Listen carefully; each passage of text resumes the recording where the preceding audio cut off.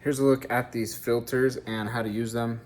They're sold as RV water filters, but you can use them as water filters for other things too. Like if you want to hook it up just to like an outdoor hose for gardening or filling up a hot tub or anything like that. Also good for, you know, maybe some yachts and stuff like that, but really easy to assemble these.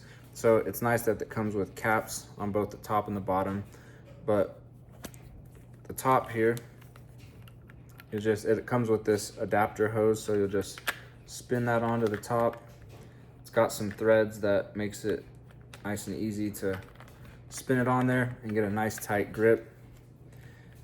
And so you'll hook this up to your faucet and then out the other end here. So like if you're hooking it up to a garden hose, hook this up to your faucet and then run the hose, another little cap on this end with some threading inside of it, twist your hose into there. And then you've got a nice water filter, filtering your water, filtering out some of the particles.